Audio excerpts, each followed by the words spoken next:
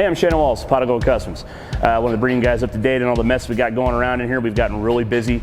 We got somewhere around 35, 36 cars in here right now. Always feel short-handed no matter how many people you got working at once, man. It's kind of stressful. But as you can see, we've got a little bit of everybody's flavor. Everything from Mustangs, Model Ts. We got custom metal going on in the Mercury. We got muscle cars. We got Camaros. We got diesels. We got you name it, man. We're having a blast in here.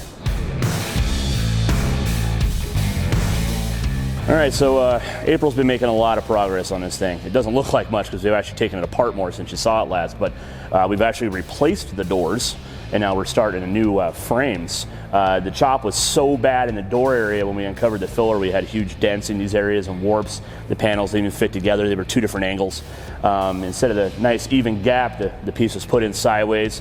And they didn't even bother to have enough room for the window to travel, so the glass was cracking almost every time you'd shut the door. So we've done a lot more to it. You can see how the metal finish work is now. Nice and straight, turning out pretty good. All right, so you guys might remember the Volkswagen. I told you I was getting ready for body filler stage, and here we are. It's not been fun.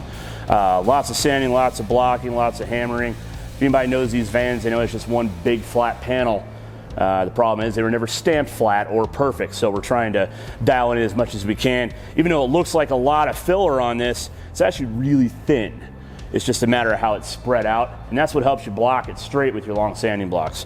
So he's gotten the back section on this side dialed in, started on the rocker here.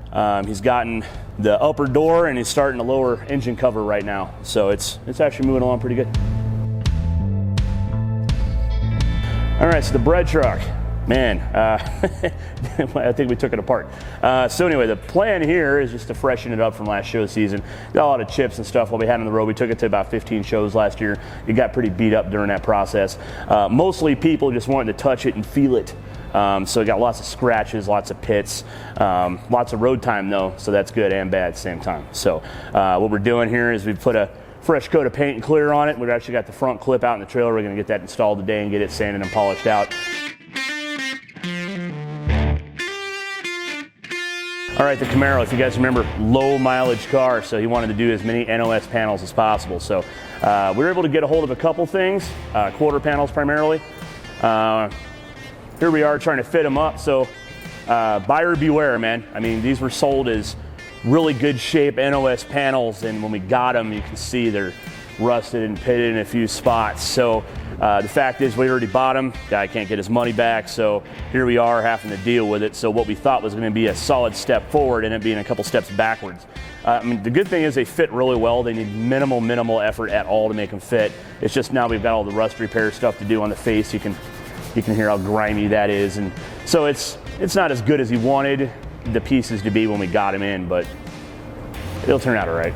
Okay, so if you want stuff done, you should take it to a shop that can do it right. And what I mean by that is this Chevy actually came from a shop over in the Denver area.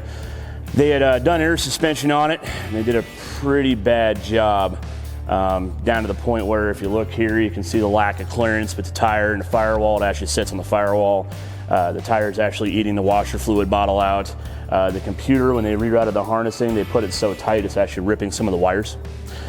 So you see the boot all torn off there. They put a kind of a questionable rear suspension on it. Probably wouldn't have been so bad if they would have installed it correctly. Believe it or not, this is the truck at max height, and it should be sitting about 12 inches higher roughly.